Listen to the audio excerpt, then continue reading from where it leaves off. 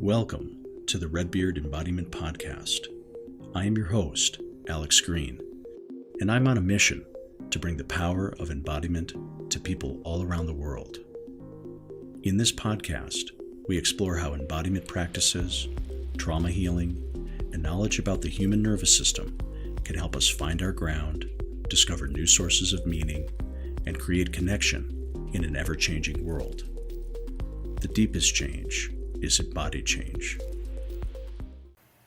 All right. Well, I am super excited to be sitting down today with Joel Began, and Joel is a physical therapist based in Henniker, New Hampshire. And let me tell you a little bit about Joel and how Joel first came on my radar, and then I'll talk a little bit about the exciting conversation that we're going to have today about neurogenic tremoring and spontaneous movement. So Joel is a physical therapist, a somatic health educator, a primitive reflex clinical specialist, a TRE tension and trauma release provider, a safe and sound protocol provider, as well as a musician and a personal trainer and an exercise specialist. So very broad and diverse background. And he's the physical therapist at his business, Creative Pathways PT. So Joel, thanks so much for coming on for a conversation today. Oh, thanks for having me, Alex. I'm super excited to be here and to chat and to have some fun. Yeah, super cool. Well, so let me just talk a little bit about how I got to know you. And then also I want to talk a little bit about what it maybe is on the menu. Every time you and I have spoken, our conversation's been a little bit meandering, so I don't want to make too many promises because I don't know for sure where our conversation will go.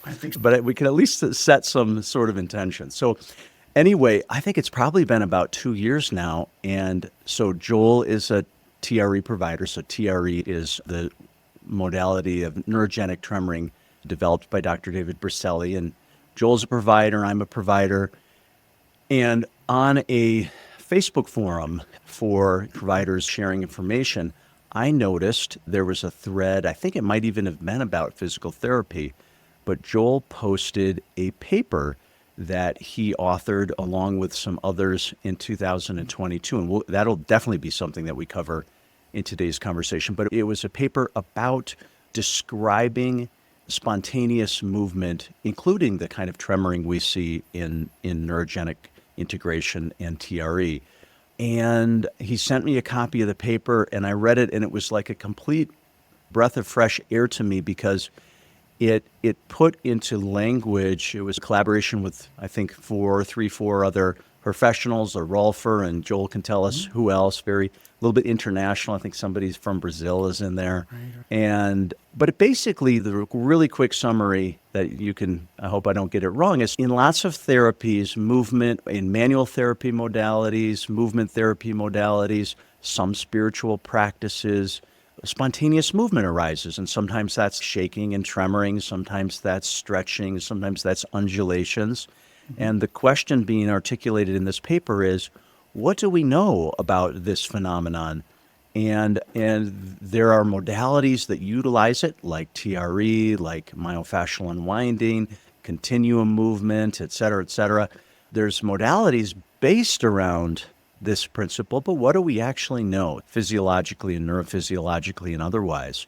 And part of the breath of fresh air that I felt in reading the paper was, in many ways, I have exactly that same question. So for me, coming in as a bodywork therapist, structural integration trained, and then later in Feldenkrais movement training, from the very beginning when TRE first came on my radar, it was like, wow, I'm seeing this. I've had this happen. It's happened to me in bodywork. It's happened to me in acupuncture. When I'm doing bodywork, I see this sometimes. And it was only until I came across TRE did I even find somebody who was even talking about it in a substantive way. It's sort of mentioned here and there in some of my training, but not a lot. And so what I really appreciate about Joel's paper is just asking the question of, where do we see this? How is it being languaged? And how might we begin, and I like the word begin, to ask meaningful questions about this, and also acknowledging that this is largely absent from the existing bodywork literature, manual therapy literature, physiology, fascial literature. There's just not a lot out there, I think, is the honest answer. And so it was published in 2022, and I read it and I thought, oh, great. What an intelligent framing of this conversation and intelligent questions being asked. And I hope that this leads to sort of more steps in the general inquiry. So in any case, I got this paper, and then Joel and I connected on Zoom over several conversations, and I got to hear not only what led up to the questions that he and his team put together in this paper, but it is the very interesting personal journey and professional journey that sort of put you in this place, Joel, of asking these questions. And so I've been wanting to have you on the podcast for quite a bit now, and so it's taken some time for you and I to schedule. And so anyway, so what do we want to cover? We want to cover your paper for sure, but I want to cover your personal background, because your own story of spontaneous movement and health was very interesting when you first shared it with me. And I also want to hear about the really unique ideas that you bring into your treatment approaches. I think all of these things would be really interesting for our conversation today. Sure. So that's a quick preview. Yeah, thanks for being here. Super happy. Yeah. Awesome. Well, Joel, what if let's start with your paper. Sure. Is that okay? Sure. Yeah, we can go there. Yeah. Yeah, and then we'll probably backtrack from there. So That's fine. Tell me the story. How did this idea start to formulate? How did you assemble this team? Oh, Albert, yeah. So it's interesting. How did this come about? Yeah. And but I better read the title too. So the Go paper ahead. is called Characterizing a Common Class of Spontaneous Movements. Right. And it's in the International Journal of Therapeutic Massage and Bodywork, Volume 15, Number 3, September 2022. So that's what we're talking about. And it's a fun read. It's a fun read if you haven't read it. It is a fun read. It's kind of light. I mean, that's the thing. We didn't put a tremendous amount of heavy scientific work into it, but we did try to tell the stories of individuals that had some of these experiences, and then some of the experiences that me and one of the researchers had in our movement world of working with individuals with spontaneous movements. But yeah, a super fun paper that really did just bring in the question of what are spontaneous movements and how can we pull together some ideas to better describe them. So we came together in an interesting way. Budeman which was one of the initial researchers that kind of did, I forgot his first paper. He's basically out of New South Wales in Australia, in the environmental science. So I think his specialty is in like soil sciences. But he was bringing together a paper about fascial unwinding, I believe, and I reached out to him and said, this was a phenomenal paper. Can you pause briefly and just quickly define fascial unwinding? I'll probably do this as we go. I'll pause you just to get a quick definition. Sure. So I think fascial unwinding, so it's a form that uses spontaneous movement, and I believe there's myofascial unwinding, but fascial unwinding, I think, was at the time what he put together in this description pertaining to the fascial system and its characteristics of being able to be an unwinding phenomenon. I think he looked at a couple different theories behind that at the time. I don't know if that helps. But just describe it really in layman's terms. So I'll do my version of it, because I was John F. Barnes trained. That's sort of one common sort of myofascial release system. And there, myofascial unwinding refers to the idea that sometimes you're doing body work and then a person might start to spontaneously move. Sometimes it's tremoring, but that's not the most common expression that we see, that we describe as myofascial unwinding. It might be twisting or stretching or these types of movements. And the interpretation in this context is that the myofascia, or the connective tissue, is the movement is happening in order to unravel, for a better word, or stretch or reorganize, integrate. Lots of words. Lots of words, yeah. And I think that's sometimes what can make it also difficult in exactly defining. The other one is it usually feels like it's something that we're not doing. I think that's a big one. So a lot of times if you're the practitioner behind there, the individual might say, whoa, you're moving me. And the practitioner might say, no, I'm not. I'm following you and you're moving. So sometimes that experience can actually be both ends. And I got questions there. Maybe it is. But yeah, I think the body's ability to basically unravel, unwind, reorganize, integrate, all of these things come together. I think when we start to talk about fascial unwinding in particular. And I know like Robert Schleip has some particular theories behind this work. John Barnes has some particular theories behind this work. Within the paper, that was something that we looked at, different disciplines that sort of have this phenomenon happening within their practices. And like you said, some are movements, some are spiritual experiences or practices where they're... Kundalini yoga, the shaker tradition, some of these, Right. So it depends on where you are also too, and when you're what window you're looking at and where you're coming from. But all seem to have this phenomenon. So okay. So go back to the team. So there's the one guy in Australia, and he had been doing some fascial unwinding research. Is that right? Yes. All of us had some experience with this that we were able to say, well, what is this? Cool. And then so I connected with him. And then he sent me he said, this is something I was really interested, but not so much right now. Here's my other friend, Dorothea. So Dorothea Blostein up in Canada, she is an IT researcher up there who does a bunch with structural integration work. Or sorry, not structural integration. She works a lot with Tensegrity in the IT world. And what is IT? What is IT? So just like technology. Oh, I see. Yeah. Okay. And so I connected with her, and from our conversations, there was a paper that had begun that she had started, or all three of the other researcher is Fernando. Where am I going to get his name here? I'll find it. I feel terrible because I call him Fernando. Fernando Bertolucci. Bertolucci, yes. And I always stumble on his name. Is he the Brazilian? Is that right? He is from, yes, he's from there. Or Sao Paulo, is that? I think so. I think that's in Brazil, Yeah. So. Is he a Rolfer? Is that right? He was a Rolfer, I believe. Okay. I believe so. Yeah, he's an MD too. So he comes from the MD background, and I believe is also a Rolfer, yes.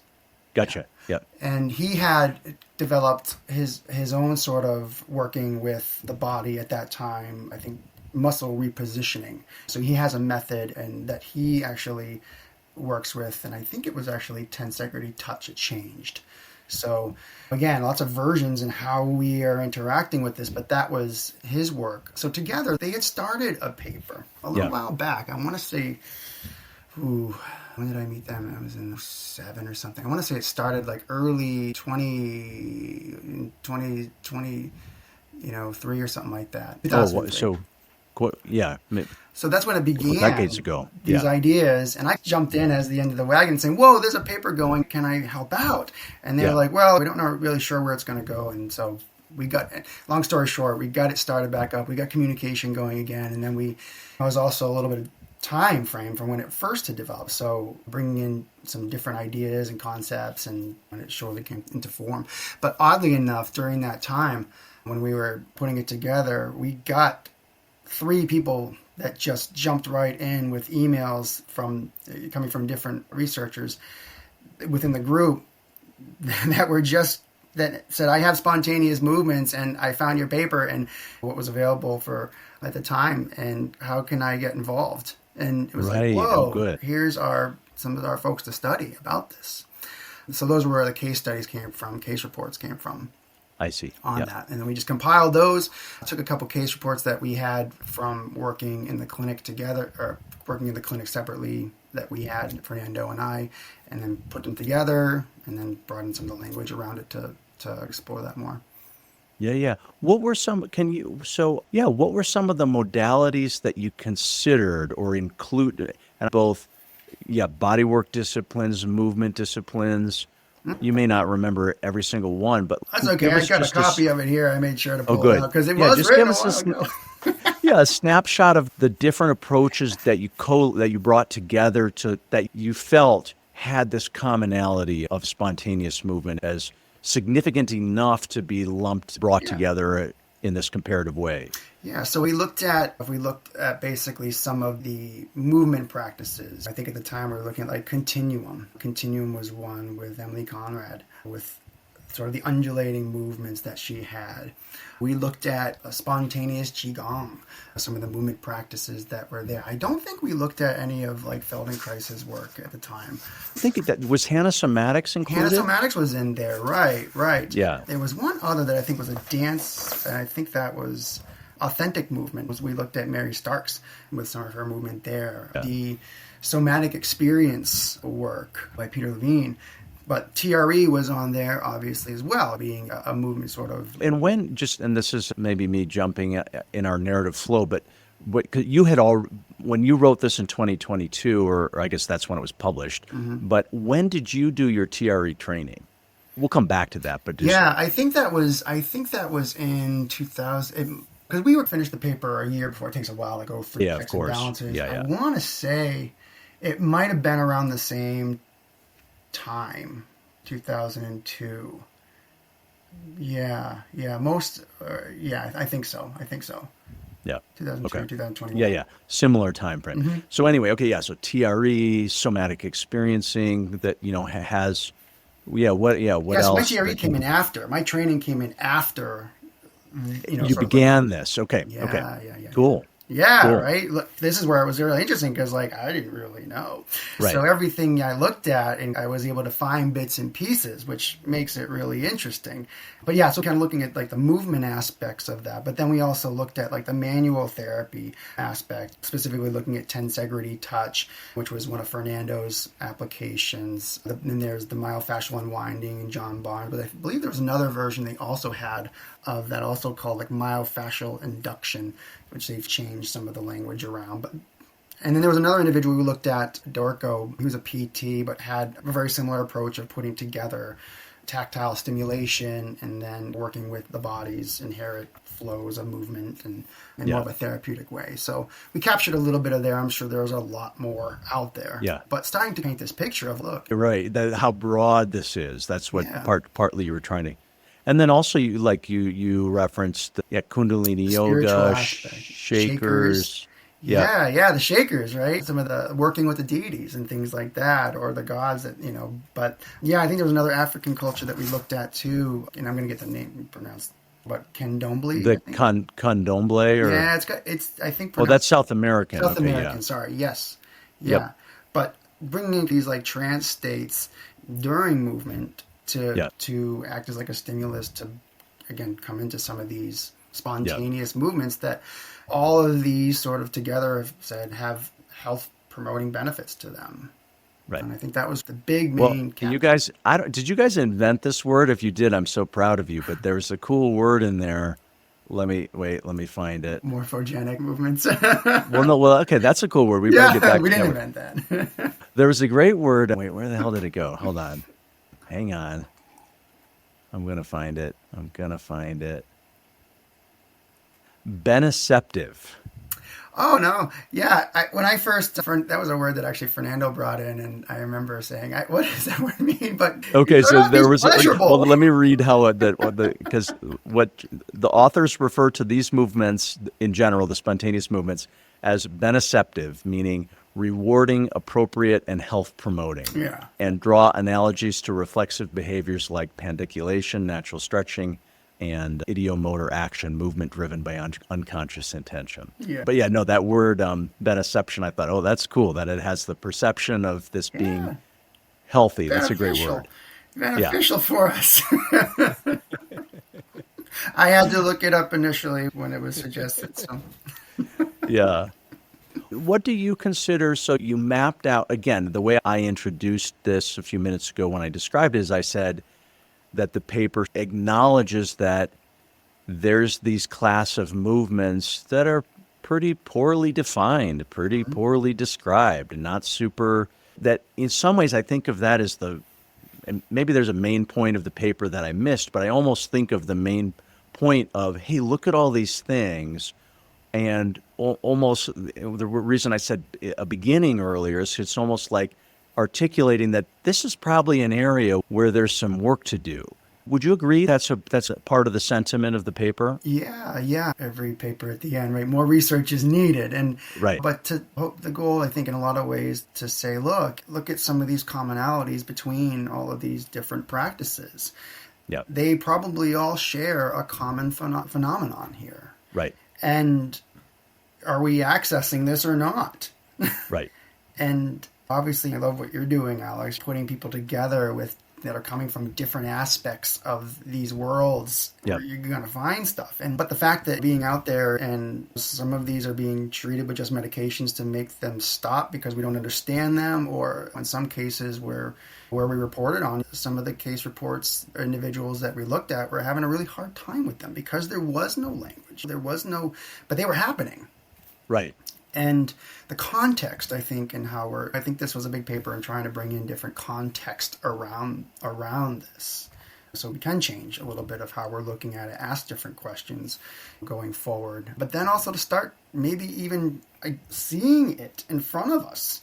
Because when you start, and I always find this interesting, when you start talking to people about it, they usually say, oh yeah, I know, I see that a lot, actually. Yeah. When I do work. And yeah, that's because you're creating this. Creating the context for Creating the context for it. So these emerge and spontaneously. I think that's the beauty of it in a lot of ways. Yeah.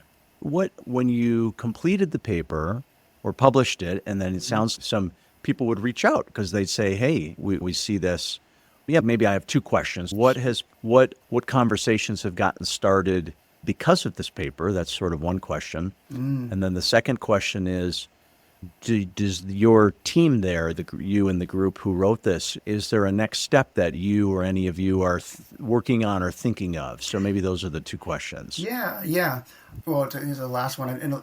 In some ways, I think what we thought was to see what this does. And definitely, I think, on my end in particular, there's definitely interest in bringing more of those stories to the forefront. So if there's folks that didn't have spontaneous movements and went through some experiences of working with that, first of all, I'd love to hear from you. But to start to almost compile always interesting. Yeah, it's always very interesting because I think the authenticity of that and capturing that phenomenon, depending on what language or what framework we go through to look at this, it might change particularly. And I think each individual kind of has their own story kind of coming in, which can be really fun. Right. But I forget what the first question was. What was the other First one? question was, did anybody, what, was there any outreach? Did people write to you? Not a lot. You might be the fifth person that's read this. I counted for. Well, the first of many, if I have anything I to do hope with so. it. I'll tell you what, I have shared it with at least 20 people, like directly. Awesome. So I think that at least about that many have read it. Yeah. If you're looking to go out of where you are now and where you, and the language that you're using to understand this, and especially if you put some of the pieces together for yourself, and this can help you go outward more. And I believe every single one of these sort of frameworks gives us another clue about this phenomenon. It gives us, when going into it, even playing with it might be fun, but there are definitely different avenues of this that you start to see, especially for me, like the unwinding phenomenon. Can it be done? Of course, you jump into the fascial research a little bit, where TRE uses quite a bit of oscillation and I guess in some cases quicker movements in the beginning, but not always the case. Where John Barnes may start with a longer, drawn-out fascial tensioning. Well, we're dealing with two very different ways of receiving some of that information through the connective tissue, but both may actually lead to the same place. And one may become the other. I don't know how often in John Barnes' work, I think sometimes it moves into tremoring, but certainly in TRE, tremoring often, the oscillating quality of it will pause and then move into spiral movements and stretches and things of that nature. Well, that word oscillation too, and I think about a lot of times movement in general as being an oscillation property or experience. So in a lot of ways, these smaller kind of fast oscillations are probably part of larger oscillatory behaviors. So we can have them both together. And this idea of having almost choices and different variations of this, I think that becomes a little bit of the art. I hear people talking about that all the time, but I know I'm jumping a little bit here, but even in some of the Biotensegrity world, looking at complex systems and things like that, again, emerging properties, well, that's spontaneous. We didn't talk about Biotensegrity in that paper, but the idea of spontaneity within a system is largely part of that. Yeah. Super cool. Can you talk about one or two of the case studies in the paper that come to mind, where just examples, the kinds of examples you used to illustrate the case studies? Yeah, I think in one case that we looked at, there were definitely some histories, I think, as there is with all of us, but there was recent surgeries for some of these individuals, and that started off with some of these sort of spontaneous movements, and I'll present two. The first one, where he had a history, I think it was a nasal surgery actually, that ended up leading to basically some spontaneous movements in the upper trunk. Shockingly, a lot of these individuals, the movements actually occurred more up here in the body. And he got really interested in it, and to the point where he was saying, wow, this is feeling good. So this was during It was COVID. beneceptive. It was Good. beneceptive, yeah. So he started following these. Well, this guy he's a hard worker. He put in, I want 8 hours a day type of deal for a whole summer. And the stuff that he reported as far as not only his postural experiences changing, but ease and movement as far as like across the board, even eyesight, taste, through the sensory systems. He was giving so many awesome feedbacks. We didn't put this in the paper, but he also was doing it when he had COVID. And actually said it took a completely different turn working with some of those sensations during that process that he felt really helped him manage a lot what was happening with his conditions. Yeah. The other case report so he had a great time with it. He taught his friends it. So after he had learned some of these things, he went out and started teaching his family, started teaching some of his friends, and it works, and they're doing it now. So here's this idea of no formal training. Right. But learned through the process. And then went out. Here's a role of, we've seen this with healers. We've seen this with healers that have done similar experiences, I think. Right. And so that was a really fun case study. The other individual that we looked at, he's an older gentleman, both males, his experience with some of this, I don't believe, yes, he has a shoulder surgery too, but he was an avid swimmer, kind of growing up, almost like Olympic. He was very active, but had a history of chronic back pain, and it was a surgery that he had, but then he started having some of these sort of what he described, I think, as almost like liquidy based kind of movements that he felt in his body, things just sliding and moving. And from there, he started to notice some of these twitches that really were disruptive to him. And they weren't comfortable, and in some cases actually were painful. So, but during the process of this, when we were asking, he did notice things changing. He saw things softening up. He saw his posture changing. He saw his body getting better. But even that, he didn't have a context of really explaining entirely what was happening to him. Yeah. But I think throughout the process, he did say things are getting functionally easier for me. But this process doesn't feel good. For you regular listeners to the podcast, you know that about half of these episodes focus on TRE, tension and trauma releasing exercises. And I wanted to make sure that you know about the Redbeard TRE certification program, our educational platform to certify others. And we have both an online version of that I teach, as well as an in-person version of the training that my colleague Ellen McKenzie teaches in Madison, Wisconsin. My next online certification training is beginning August 3rd and 4th, 2024. That's the first of 3 modules. And the way the certification program works is it's about a 10 to 12 month program divided into 3 phases of learning, each with a weekend connected to it, and then some one-on-one work with me and people on my team to support your learning journey. TRE has been a life-changing modality for myself.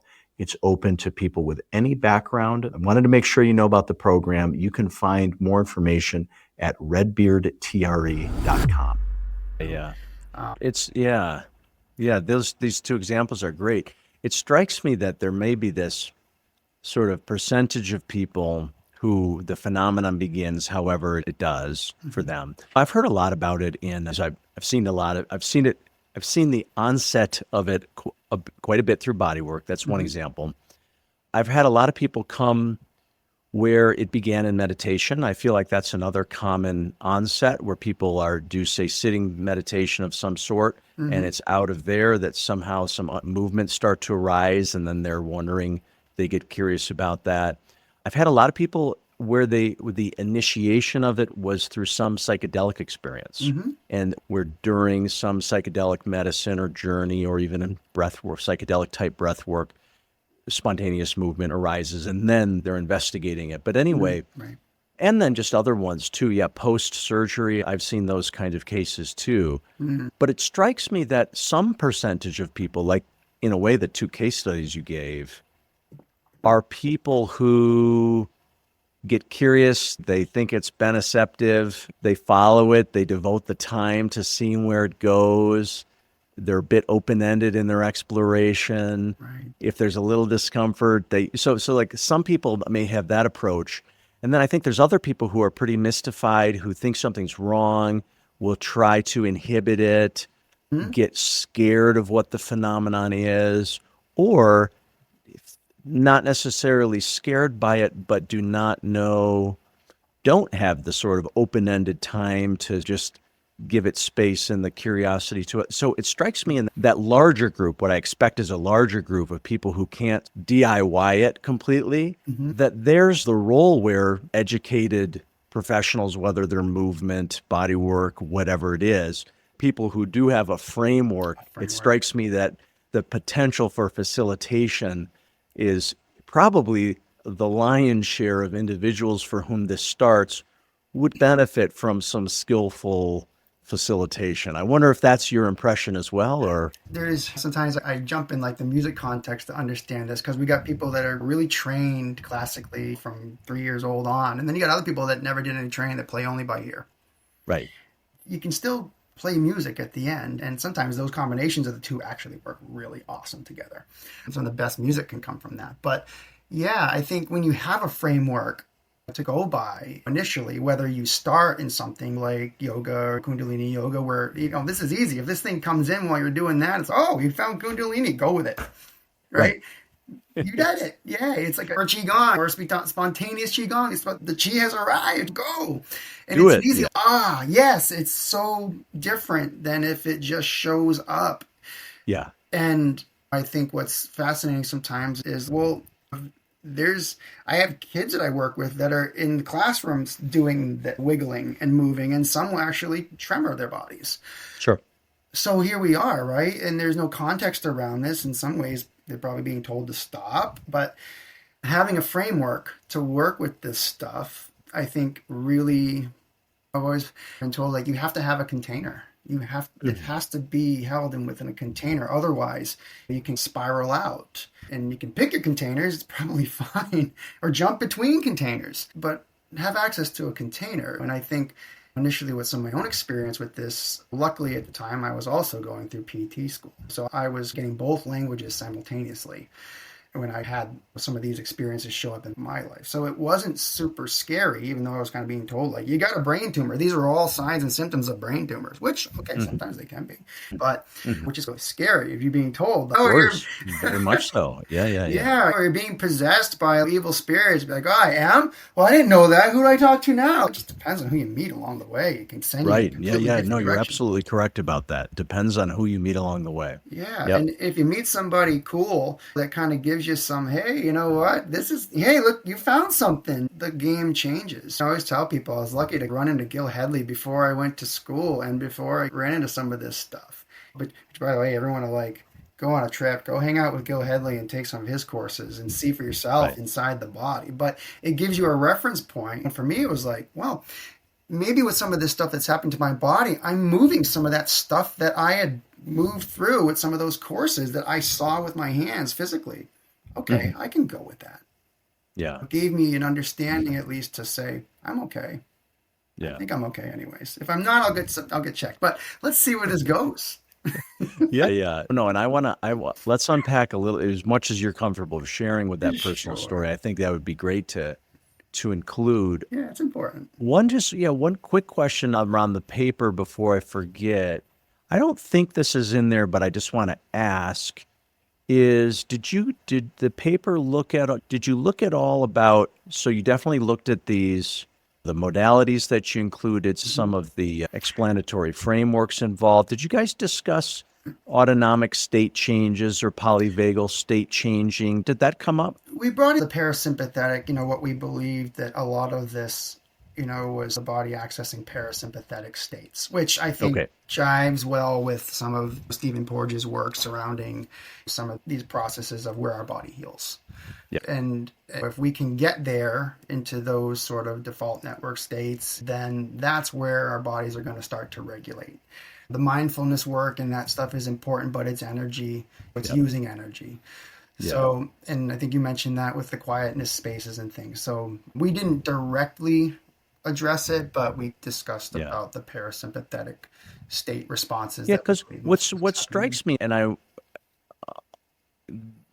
a curiosity I have for you is, what strikes me is that of all the modalities that you guys included there, the two I know best are TRE and somatic experiencing, because these are core things that I practice. But and in both of those, there's a little bit of the sort of the explanatory model for understanding the spontaneous movement is a bit similar. The polyvagal lens, but also Peter Levine articulated the sort of the completion of the threat response cycle. And so in Peter Levine's languaging, that tremoring would be viewed as a completion or a discharge of incomplete motor responses, and it would often correspond with the completion of sympathetic or fight-flight motor behaviors, or it might also represent a transition from the freeze immobilization sort of death state,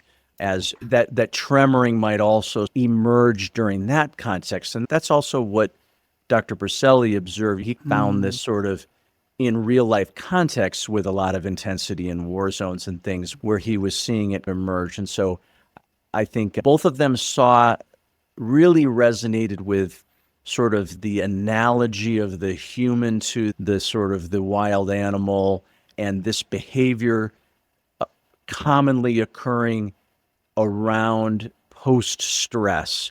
Again, either fight or flight resolution or freeze immobilization resolution.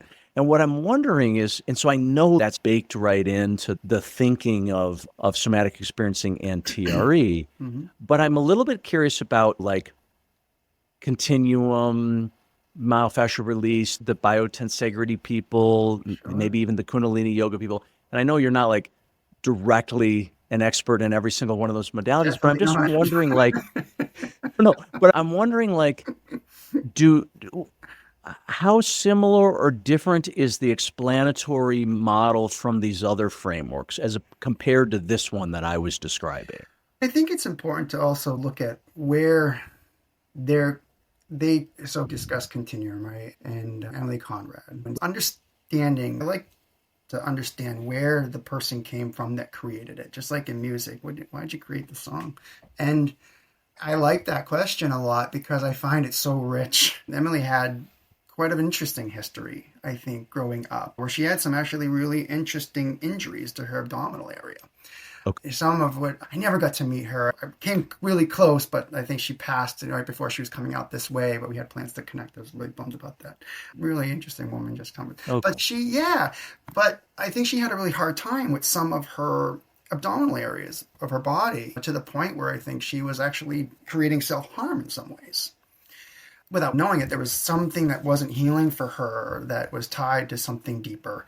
And where I think she first experienced some of these undulating movements was one period at night where she was in bed. I'm just reading from some of her book, I think, where some of these just movements she started to feel overcome her body, and for the first time kind of feeling just at ease with herself. John Barnes had a pretty significant back injury that laid him out for quite a while when he was lifting really heavy weights at one point. At least, again, his story that was told by him. And he needed to find solutions to some of that stuff. I think Feldenkrais with his knee injury. His knee injury, right? Yeah, right. And then along the way, you tried to make people so people don't think you're crazy with what you're starting to explore and experience, but it's happening. You're feeling better, and you're not doing it the way that you were supposed to. So what do you do?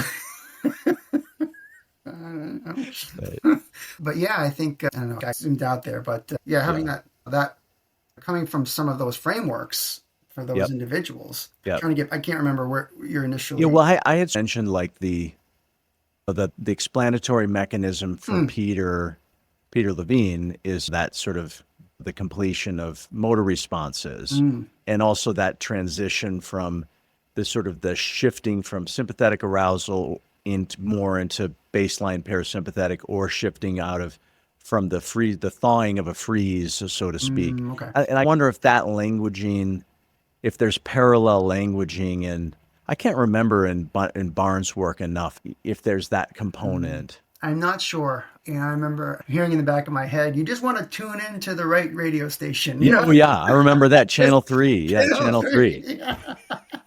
Oh, okay. I can't find Channel 3. Like, I'm on Channel 9 or something. But I think now, I forgot where I read some of this, but the interaction between sympathetic and parasympathetic simultaneously in the wiring that we have here. I think in a lot of ways we look for very linear type of behavior patterns. We're either going up or going down. And why can't we do both or simultaneously? And I think, again, looking at some of the Biotensegrity world, the freeze state in some ways, they deal a lot with like compression and tension. I'm not an expert in any of that stuff.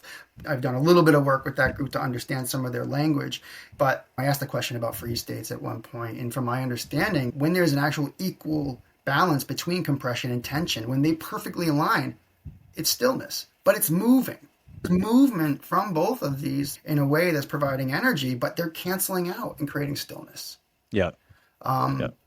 So like thinking about this and starting to think about compression and tension when they're perfectly aligned, how they actually can create stillness and balance, but it's still kind of energy. Right. And they use the word biotensegrity energy. It just starts to be like, whoa, okay, wait a minute. I think at least in this paper when we were writing it at the time, I think we looked a lot at just trying to say more of a parasympathetic response that we're essentially trying to achieve with the body and in those places. Which we did put together like some criteria about how these things can come about and what are some of the characteristics about some of these things, with there being like arising spontaneously, like a criteria. There needs to be some sort of like stimuli that you bring into the system that does that. So for example, like TRE, we put the body on certain stretches, certain pressures are usually being placed on the body depending on the position that you're in, which I find really interesting, different positions that offer different pressures at the same time. But then also that parasympathetic response of being able to experience letting go of kind of the body, a reduction in tone perhaps, but also like the environment that is being set up by the person or how it's being perceived by the individual. Right. How's it being contextualized? No, it's so fascinating. And I think a lot when you start to look at those components, even I think some of these states of consciousness shifts too, of saying, I'm feeling like I remember hearing some of my clients that are doing this in myself. I was like, ooh, I can't think about the detailed stuff that sometimes I think about. My brain doesn't want to, right? Not in this space. I'm outside that mindful, heavy place. And this feels nice, right? It's funny. I don't know why I'm thinking about this right now. It's like it's a slight non sequitur, but maybe not completely, but I'm thinking about people where their experience began outside of where there wasn't initially a context or much of a container, as you shared. And I'm thinking about Richmond in Australia, and he's also a PT, but his story was he always describes his initial foray into spontaneous movement. And I think I'm pretty sure for him it came during a Vipassana meditation retreat or several of them. And then it set up a thing where something was just happening. And he always describes it as, and I've heard the story other places too. I've heard it described in other contexts as well, but where suddenly he would find himself doing movements that there's no way he could consciously do. That if he had decided I'm going to put my body into this shape, or things that might even look like a yoga posture or something, that there would just be literally no way of him doing that intentionally. But because it was being led at another level, suddenly, so I'm just thinking of these kind of, in a way, more dramatic examples of expressions and the sort of the surprises that can emerge. Yeah. I think in the context that we put together, as far as what things can come about, I think we use the word combinations, permutations of different available movements that we have in sort of Right. those automatic spaces of our brain. The Yeah. brainstem in a lot of ways holds all of our automatic sort of properties. So being able to have access to those reflexively, for that matter, and I think, what does the body create? Or it's essentially creating jazz here. We're putting together some really different notes and creating some really unique sounds, or some really unique, in this case, postures. And looking at kind of the response of our body with the environment. And I think now we can say in a lot of ways, like, our responses are faster than the nervous system. This gets really interesting, right?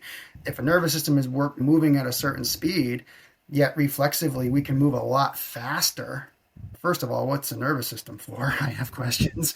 But vibration and oscillation properties can move through the tissue 12 to 20 times faster than that of what gets propagated through a nerve. I see. So being able to access that by doing something mindful, almost setting the body in motion through a technique like TRE that then brings you into this other space. Yeah, we're starting to look at some of Newton's laws here, right? Of once you set something in motion, it can continue to stay in motion under the right circumstances. Yeah, we're going to be on delay. Mm-hmm. We're going to be a little bit behind with us kind of processing that. And, interesting. And this is where I think the following comes from a lot, where we say, follow it. Yeah, that's all you really can do. We know this with language and conversation, right? We've already had this conversation in some ways. We're saying things that we know, but we're truly improvising. Right. And what does a really good improviser use for a lot of this stuff? It's things that they trained with. It's things that they know, that they're bringing to the surface in the moment in really different and unique ways that allows for, in this way, maybe the body to complete something, or the body to experience something different, which I think it's amazing that we've found ways into accessing some of this stuff and using this, and it's cool. It's cool to be part of it. Yeah. That's where I get lost a lot, just trying to wrap my head around and stuff. But But the more and more I think, especially now with some of the sciences that are coming out, I can't keep up with it anymore. Honestly, Alex, stuff is changing left and right, but in cool ways that I think is just letting us say more and more, you know what? Yeah, just go with it, because if it's working, go with it. Because what we thought was wrong in a lot of ways, the idea that muscles actually don't move a lot and that they just isometrically contract, but we move in the way that we do, is still mind-blowing to me. Talk to the Biotensegrity people. They'll explain it better. Yeah. No, that's an area I want to go more into. Okay. Yeah. But that's where you come back to the oscillation world, and that's where, again, we say, ooh, look at people oscillating with TRE. Well, something I was reading recently, you might know about this more than me. I was reading, I think, some paper about, I was trying to see, every once in a while, I look to see, is there any new paper that describes some tremoring, whether it's spontaneous or something. Is there anything new in neurophysiological research? And I was reading something about tremoring as from a sort of the perspective of the sort of muscle spindle interactions. In the paper, and I'll have to dig it up, this was a skim kind of a thing, but this is probably not news to you, but it was, what struck me was that what's being described was that pulsation or oscillation is always happening, and at a certain level, and then there's certain conditions in which that's amplified into perceptible levels. And I found that an interesting way to think about it, because I'm thinking about this from a TRE or a somatic experiencing perspective, where what's the level at which we start to perceive this? Obviously, if you do something to set in motion neurogenic tremoring, like through TRE, most of the time you're going to get quite feelable and quite visible spontaneous movement, right? Typically speaking, somebody watching would be able to see that movement. And of course, you can feel it.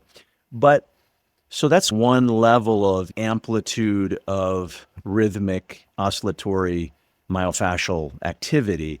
But to me, there's lots of examples where there's vibratory phenomena that get set in motion. I've had this happen lots of times for me, it's be most likely with acupuncture, but it could be any form of body work, craniosacral therapy, osteopathy, hands-on, somatics, Feldenkrais work.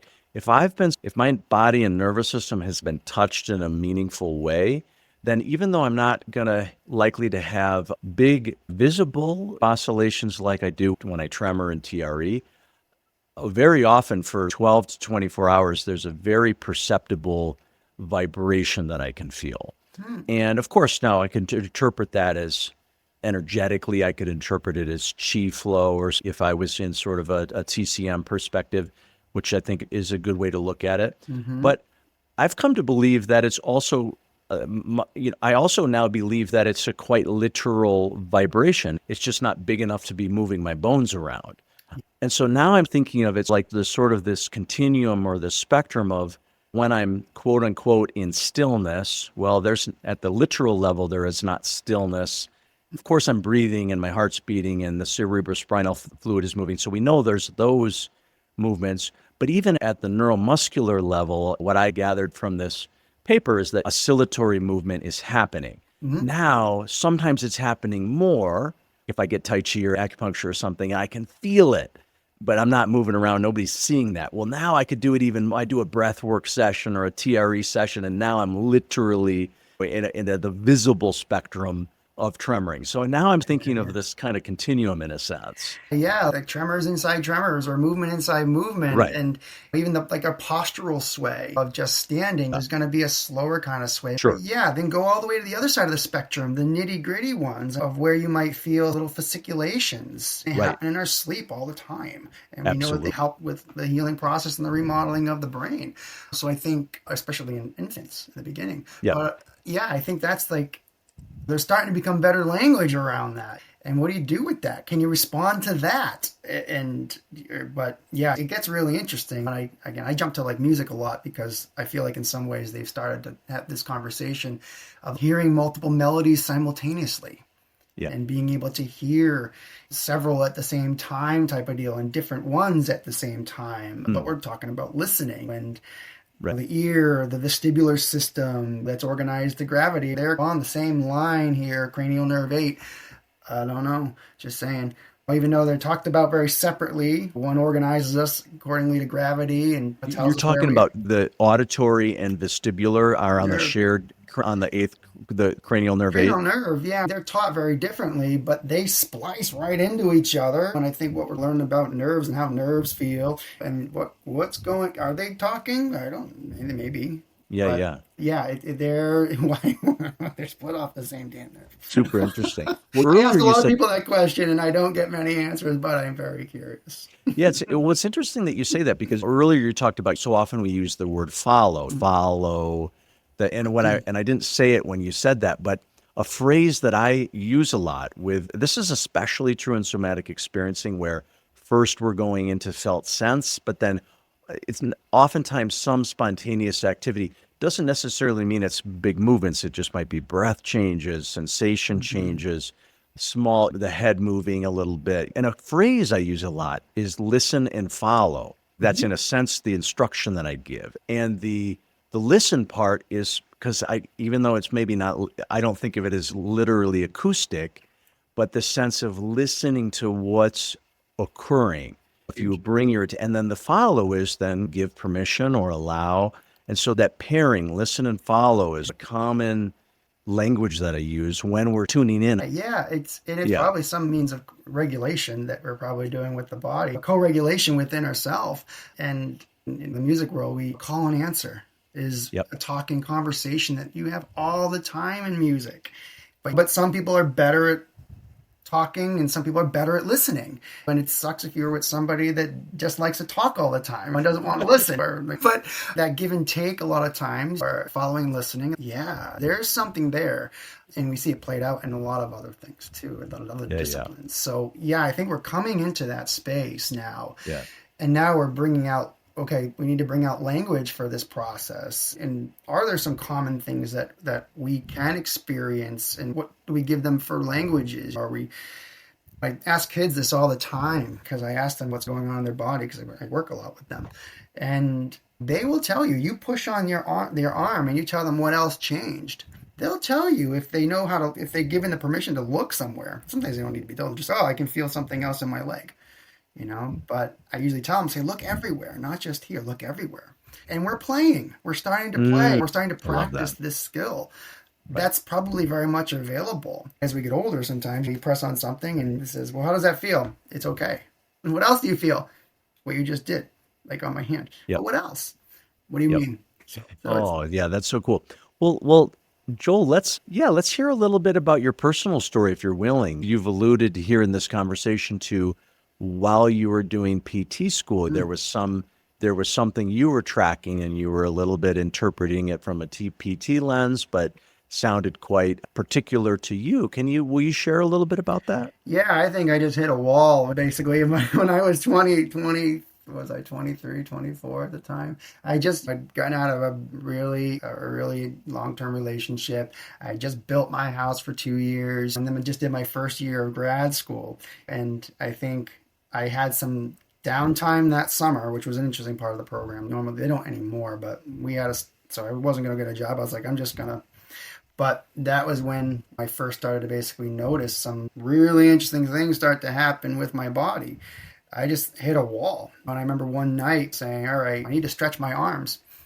And in particular, I think I was working with patients, a lot of hands-on work, but as a student. I was a personal trainer for 10 years prior to that. So I was comfortable working with people. But what was interesting to me was all these techniques that I was learning and getting excited about. And then I'd go home and try them on myself, and they wouldn't help.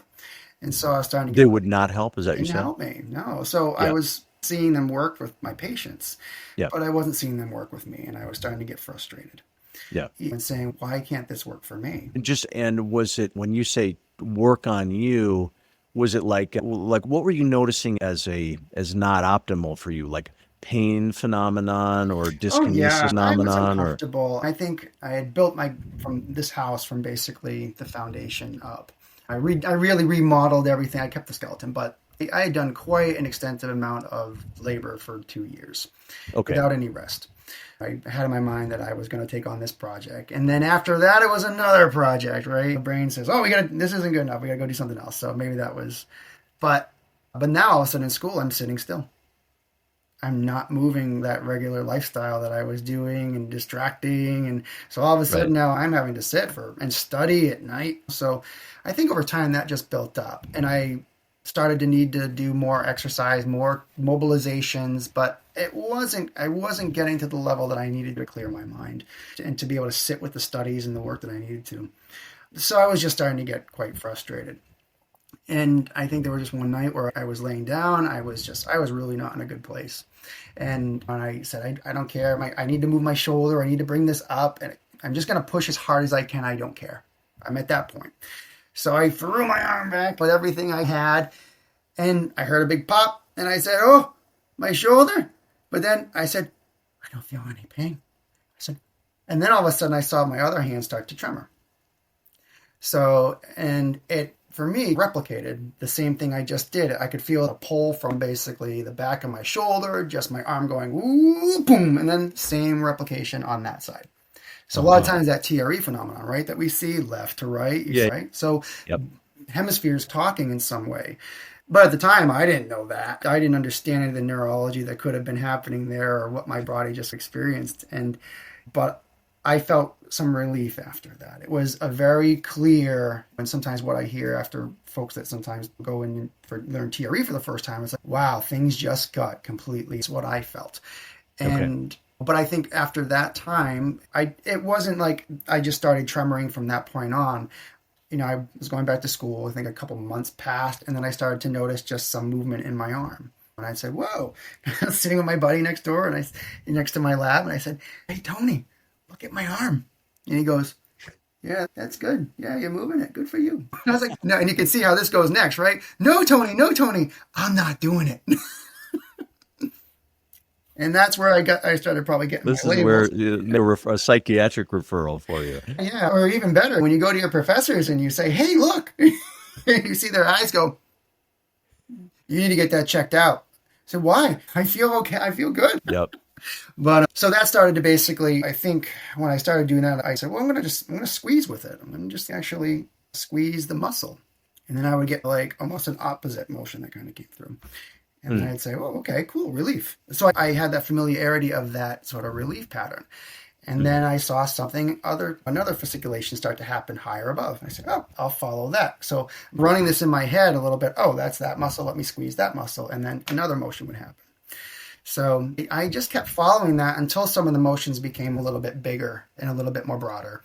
And slowly over time, it was for me more of pulling and deep sort of fascial stretching.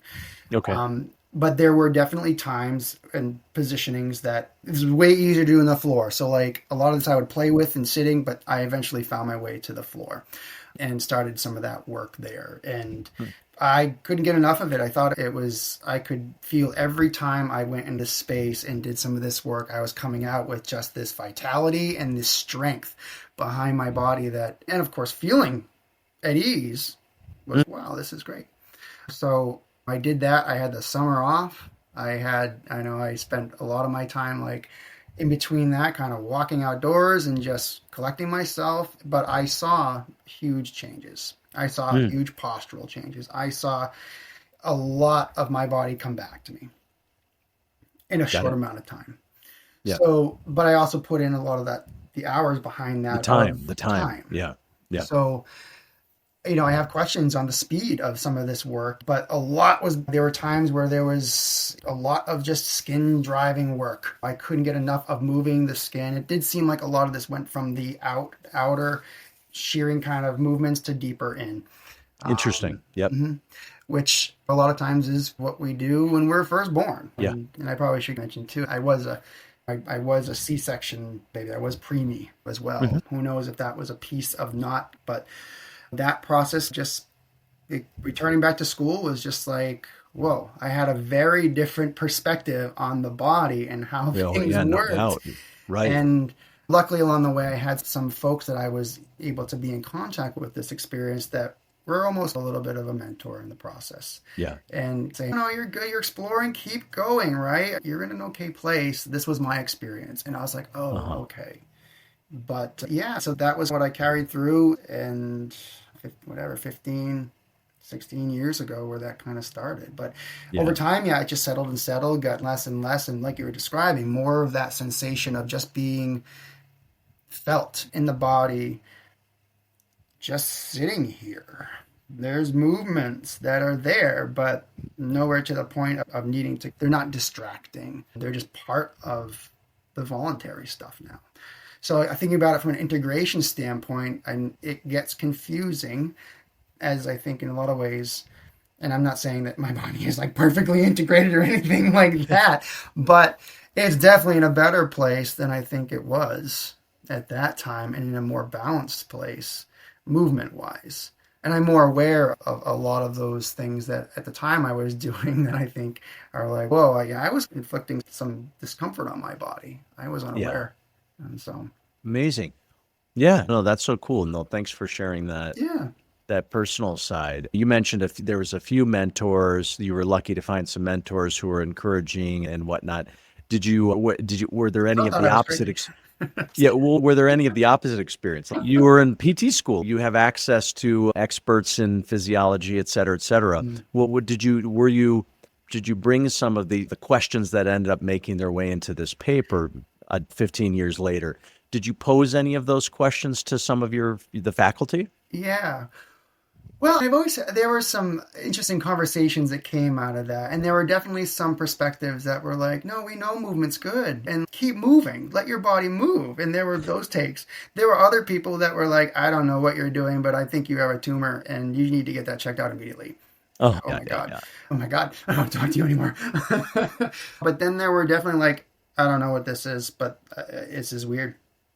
Yep, You know, it's everything in PT school is a lot about controlling the body, putting it back to certain yep, places with certain techniques, or at least using those. I think the language is changing now. A lot of the fields are changing where we're right. coming to more of a way of saying we're suggesting something to the body, but there's expectation behind techniques a Of lot of course. times. Right. And I think in this type of process, it's definitely like what you get is what you get. And it's the fun part. Yeah, yeah, totally. Hopefully it's beneceptive, whatever You you know, get. it's been a sense of that. You like that word. Yeah, I'm going to start using it. But definitely All with right. like Well, I primitive. want to be mindful of our time. Maybe we got, let's do one more section, which is, yeah, I guess I'd love to hear how do you mentioned earlier, people start to, so much of it is who you meet along the way, right? Like you've got a process going, do you meet a Qigong teacher? Who do you meet? And some of those people are going to be encouraging. And I thought to myself, ever since you first, going back 18 months, when you so extensively weighed in on a question about my infant at the time, I came to the impression of, I was like, wow, anybody who finds their way into Joel's office, that's some good karma.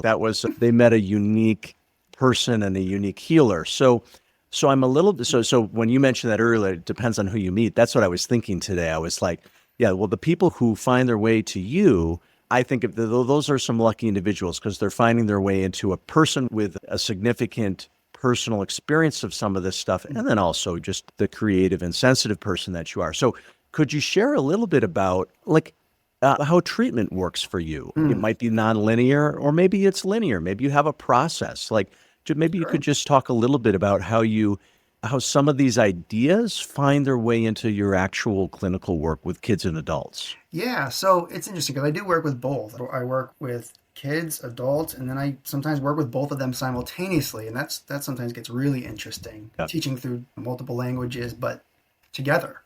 But in a lot of ways, I'm looking for some of these. I use them for tests now. So I am a physical therapist. That's as much as I tried to fight it along the way. I was placed here. So I have to use that language in a way that I can also pull in this other stuff and honor it, what I was taught through those experiences.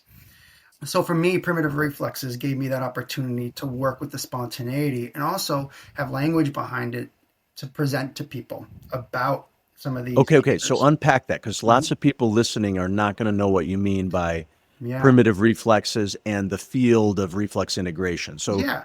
So give us a little 101 on that. primitive reflexes, the movements that basically build us. Some of these within utero and the ones that once we start to engage with outside. But our first interactions essentially with the environment come from movements that essentially are programmed in the brain. Now, there's some other research that actually show that some of the spontaneity may actually be there a little bit first and then the primitive movements. But we use those as our beginning, as the movements that are intuitively we know to start to interact us with the environment.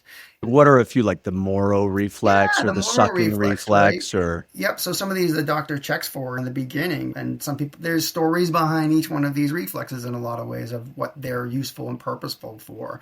But oftentimes there are first kind of protection pieces also too that allow us to interact with this new environment coming out.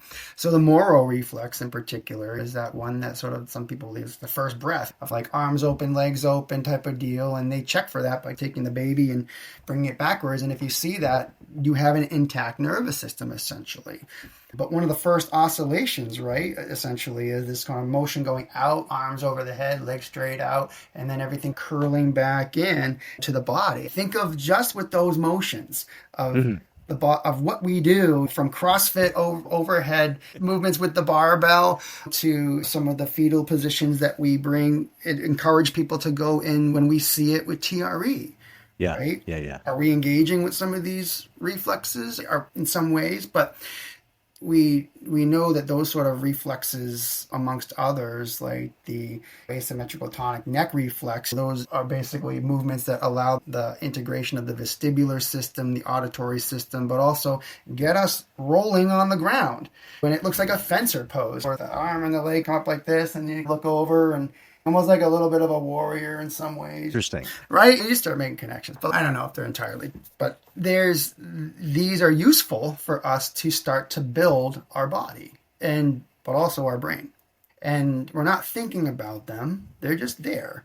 And there are certain tests that you can do, and a lot of these are sensory based and movement based, to check to see if these pop up on an individual. And we know now with a lot of things like neurodevelopmental conditions, autism, OCD, that these some underlie, or at least are significantly related to some of these conditions. We find them in a lot of these individuals that have them. But the same thing with individuals that have injuries or to the brain or to their spinal cord. Even post-COVID, we're seeing some of these things. When these movements don't follow through, and normally they clear out a lot of them and then become postural reflexes that we can then use to orient ourselves to gravity. But they're usually, a lot of them are cleared by 12 months. And if they're not, then we call them retained.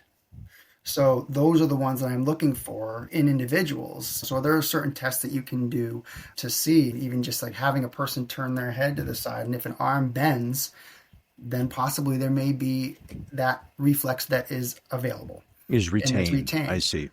Taking your finger and kind of draping it across a person's face, across their lips for rooting that we would use to first learn to feed with as an infant.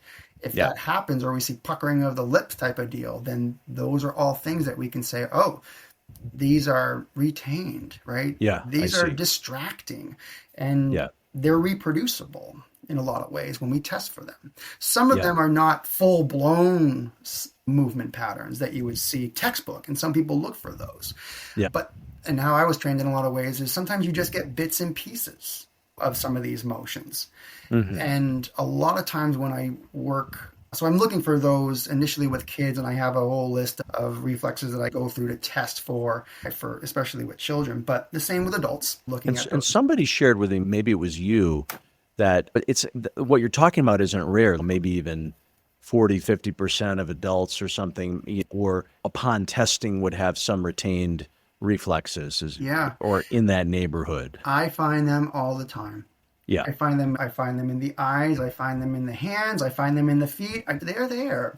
And they're not always disruptive to the person's function. I think that's important to say. Just because they're there doesn't mean that it's a problem necessarily. A problem. Yeah. But for some folks that may have, like I was working with a woman the other day who I checked my eyes with everybody, and she was having knee pain. I looked her to the right and her body immediately fell forward. So looking in some of these ways of these sort of imbalances that can sometimes happen, or just how we're wired with that, can have an effect on a lot of different things. So it's a place that I look a lot with the kiddos and adults that I'm working with. And then from there, for a lot of the kids, I try to interact with those movements. I get them to do things, and usually a lot of sensory work to those areas. But I do with adults, I use TRE quite a bit to allow that as another gateway point for them to sometimes see for themselves, but allow them to drive and interact with some of those movements in a very different way. So let me linger there for a moment. So with adults, if you're feeling like you're liking the, I guess, let's call it an induction process. Something happens when TRE elicits something. How is it that you introduce that? Do you give them a full-blown, the whole shebang, all 7 the full formal process, or do you do is there a more in the flow way that you invite that? Yeah. So a lot of times these reflexes I can show, right? I can do something to someone and then say, did you see that? Yep. And a lot of times they say, no, I did not. Yep. Right. But so I can show them the spontaneity right there. I'm already starting to teach them about the fact that their body can spontaneously move.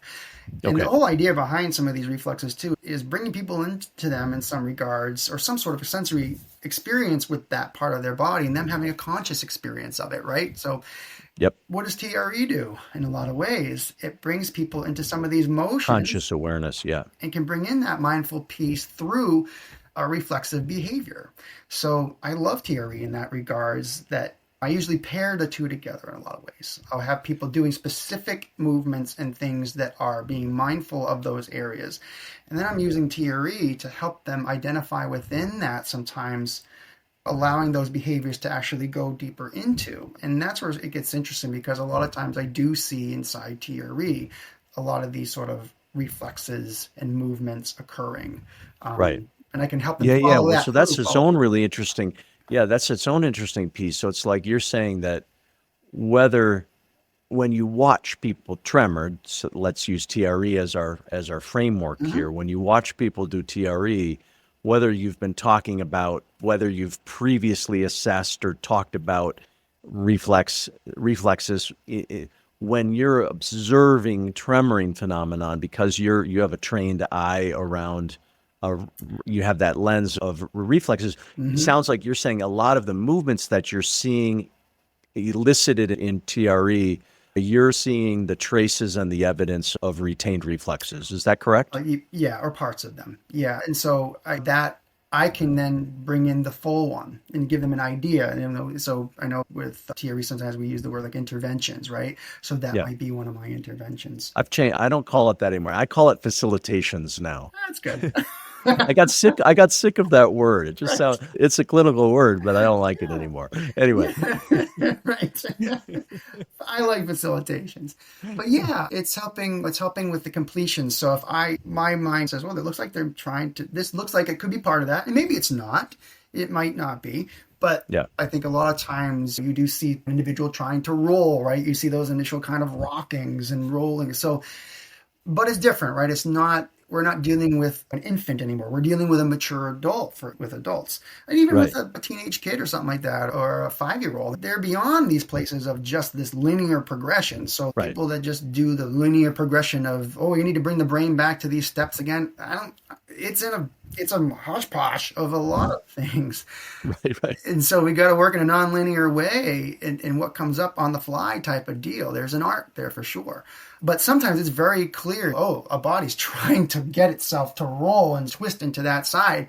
Here we go. So in the moment, I might try to facilitate that manually with the person. I may give them the idea and say, hey, allow yourself to go in this direction. Does it feel like you want to go left or right? Test those sides. Which one do you want to follow? And usually people are like, oh, I want to go this way. Go for it, right? Yeah. But other times I might, if I see that repeated a lot throughout our experience, it's okay, I saw this a lot. I'm going to give it as an exercise. So here's my PT part of saying, Okay. your body's Yep. trying to do this repetitively. It's looking Yeah. for something inside that motion, movement inside movement. Right. Why don't we take this home for an exercise too and drive the mindfulness of it? Yeah. So I find a lot of times I'm jumping sides. I'm jumping into the extreme mindfulness. Now I'm jumping back into the extreme reflex aspect and just monitoring and saying, okay, what is this person doing in the moment? Which I got from some of the TRE work, which was definitely a little bit of a game changer for me of how my thought process worked. But I trusted it. I said, these guys, David's obviously done his work. And I've seen that with myself and some of my own body's experiences. Let's practice this. And it does have a place there, I feel like. But knowing which side or which of the fence that you want to be on at different moments, I think can be really helpful with that work. Yeah. Cool. Can you think of, maybe this might be our closing note. Maybe you can think of one client example that just stands out. I'm sure there's lots, but maybe one that sort of stands out to you as, where I'm thinking where spontaneous movement definitely had a major role, whether that's TRE or something else, but where in your view, that was very much a very important aspect of some transformational process or healing process for them. Just wondering if any case examples. Yeah, so where I met my best teacher is what you're asking here. Yeah, exactly. So in school, actually, I think it was my second year, this woman came through. Her name was Megan. She was 19 years old, and she had a Korea. She actually she was in the paper that we put together too, as far as a case report on movement collaboration. Okay. And she was just the sweetest girl. She was a gymnast who grew up and just had the most beautiful movements, elegant movement, but she had Huntington's chorea. So she started to have, which is a degenerative neurological condition. Can you say the word again? I missed it. Huntington's chorea. Okay. Yeah. And so it comes with dyskinesia, which is like involuntary, aggressive kind of movements where there's not a lot of kind of patterns. Again, right? Things that we sometimes see in theory, but again, not pathology. Right. So this was after probably a year or two after I think I was exploring some of my own stuff. So I had my own little bit of a language and feedback system that I was using with some of this. And I wanted to help her. She came in and talked to our class about her condition, was trying to educate us. And the whole time, I think I was just feeling, wow, like, I wonder if I can do anything. I wonder if I could do anything. And I'll ask her afterwards. She's just really brave little girl. And she was with her mother, but the whole time you could see her kind of fighting gravity and working to keep herself upright. She's amazing. She ate 9,000 calories a day, and she was skinny as a rail. I mean, because she had so much movement, that's what you mean? So much energy that she had to control, so that a lot of the spasticity that was happening in the dyskinesia, that she was, with what was left of her voluntary system, that's what she was able to do. But she probably weighed 90 pounds soaking wet. Wow. Okay. But she was so positive and just talking about, being there and helping us understand her in this condition. Right. So I asked if I could work with her a couple times during the week, just as an exploratory project for me to understand more. And she was like, yeah, sure. Her mom was like, I'll bring her by once a week. So I said, okay, why don't we just start? And I started with the first, let me use my PT tools. Why don't we do some hand exercises where we bring the arm up and let's stretch the back. And the whole time she's bucking and her body's, but she's doing it. She's saying, this is fun. And I said, this just feels like there's something missing, obviously. I said, and I could just feel myself getting closer and closer and saying, all right, what if I try some manual things with her, right? And I'll try to allow myself, but I couldn't keep track of her. She was so fast with some of these motions. Yeah. And I said, okay, what if I just grab her hands and I just connect? Now there's some of these these practices, and I want to say like push hands and Tai Chi. Right? Yeah, I didn't know about them at the time, but I was like, I need to make contact, because my body knows contact. If I can feel her, I can find that pre-stress that I'm aware of, that I feel like I can move faster in. Okay. So I found that sort of position with her. And then I think from there I had ideas like, let's bring our arms up together, but again, still fast. And then I just felt my body just go immediately into some of these responses she was pushing me out of my equilibrium. And then I could feel my body correcting itself very much in the way that I had practiced working with these reflexes. Mm-hmm. So when I recognized that, I was like, wait a minute, okay, I can just push this back this way. But when I did that, we both would hear like an auditory response of pow, pow. So there was some sort of reorganization that happened simultaneously, reflexively for both of us. At least auditorily for me, I recognized it. What do you mean auditorily? You mean like you literally heard a sound? Yeah, like I felt something move on me. It was a pop, kind of crack, and then I heard on her pop and crack. Wow, okay. So there was like a joint popping type of a sound? Yeah. Which a lot of times happens when there's a reorganization at a joint. The cavitation occurs. But what do we know from that? Something is stimulated somewhere that now allows the joint to reorganize. So that was the first experience of kind of working with some of that. But it felt stable. All of a sudden, there was a stability that came in, again, very similar to some of those practices where I was moving with some of the unwinding phenomenons and finding and looking for. But now it's two bodies to get two nervous systems together in a way. Two nervous systems together, yeah. So this we would practice and move, and it did. It took on a very oscillatory kind of movement practice, but I'm starting to look a little bit like her, and we're sharing some of these movement patterns, but still coming back to some of those responses, letting my body reconnect with the ground and just reorganize, co-regulate, however you want to look at it. Because I could work through her and then use the ground and coming from my feet a little bit. Yep. So, but over time, what ended up happening was there would be a slowing and then a pause. So, but there were these stillnesses that sort of came out. She was always moving, but they held for about 30 seconds of just complete stillness. And at one point, she even which was out. Rare for her. Is that correct? For her, there weren't really rest points. Okay. So we were together creating rest points. Okay. They were temporary, but they were happening. Yep. And to the point where they were coming across to her as scary. Like almost like she would yell out and say, that's never like that. What is that? It was unfamiliar. But her body was still. And mine felt in a very kind of still place as well, temporarily, until it needed to move again. Yep. So we followed that for a little bit. And the responses that I got, we would have multiple pauses that over time became a little bit longer each period, but very similar to TRE. Her sleep patterns were better at night. She was able to basically have her digestion was a little bit different reported from mom. she had movements available that normally she would have very much difficulty with. So I still have a lot of questions as to what happened. How many sessions were you able to spend with her? We did 7 or 8 sessions together. So enough to see like this was pretty significant. Yep. But a lot of it I look at is the same stuff we're doing with the manual following. It was just, for me, she was a little bit just faster, and it was a little bit more aggressive with some of the like forces that we were using because she had so much tone in her system. So that was a pretty, and still to this day, she drives some of the interest. But I also wonder, as we start to become more advanced with this, we start to become more in tune with each individual system, what happens when we start to stack them? Yep. And maybe people are already out there doing that work in some ways. So, but I'm curious when you have two systems. I'm curious too. Two systems running independently but operating simultaneously with awareness. What starts to happen? I don't know. Reminds me a little bit. We talked about push hands and Tai Chi for sure.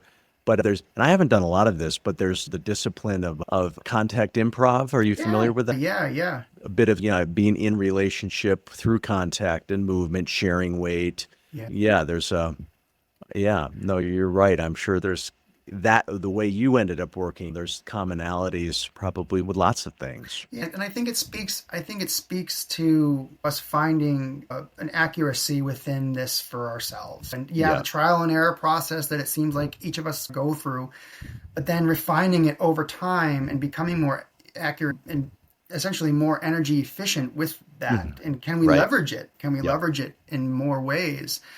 Because we're not wasting as much energy in the beginning, which I feel like, at least for me, that was a process that definitely happened.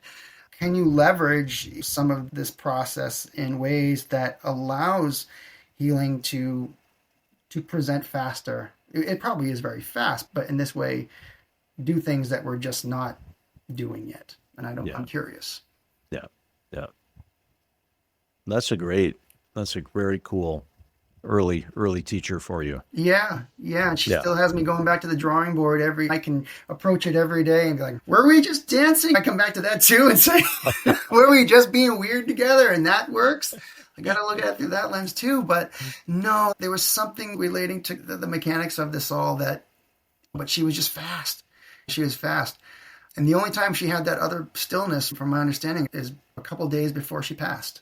That was the only other time where there was a completion in her system. Wow, interesting. From what her mother said. Or sleep. I think during sleep too, she was able to achieve places of stillness. So, but where her mother saw her, I asked her and said, when was the last time that you did see her in those states where she wasn't? And she said, the last 2 days before she passed. That's when I saw her in that state of just stillness. Ease. Yeah. Wow, interesting. Yeah. Interesting. So I'm curious. What can we do with some of these conditions too that we're finding? I think there was a study recently published right on MS about the effectiveness of TRE. And so, how like treats like in the natural world, right? Yeah, super cool. Yeah, it's fun. Wow. Well, Joel, we covered a lot of ground. There's more ground I would want to cover, but it's probably, hopefully I'll be able to rope you into a follow-up conversation. Yeah, to be continued. I mean, I think this stuff is fun. I'm still exploring. I got lots of information too, if people are curious and going down the rabbit hole a little bit more. And perfect. Please reach out. And if there are stories that people have about some of the early experiences, especially for individuals that didn't get trained and then had some of these experiences, I would love to hear from you, because I do think in the future, putting together a paper that looks more at some of the natural phenomenons of this process would be very helpful. Would be a good direction to go. Yeah, I think so. So. And and of course, if there's ever questions. Totally. And there's a part of this neurogenic integration project is the intention is really to facilitate conversation and information sharing across basically what you've done in the paper there. That's the hope of this too, is Steve and I, she comes out of chiropractic world. I've got the bodywork background. Both of us have the TRE as our main training in neurogenic movement. But again, why I was so motivated, inspired by your paper, is I loved the broadness of that. How do we look at this from other professional lenses, biotensegrity, reflex integration, etc., but not only professional. How do we just collect information from humans? And so I'd love to share in that effort with you of just collecting these stories and case studies, and we'll certainly direct people to you and your efforts to keep going on the research side of it. I hope we can support one another in that. Yeah, rock and roll. Yeah. Absolutely. Awesome. Okay, Joel, let's land here, but thank you so much. You're welcome. Thanks so much, Alex. All right. Thanks for listening to today's episode of the Redbeard Embodiment Podcast. To learn more, visit us at redbeardsomatictherapy.com or send me an email at alex@redbeardsomatictherapy.com. If today's conversation resonated with you, help spread the word by subscribing and sharing with others. Hope to see you next time.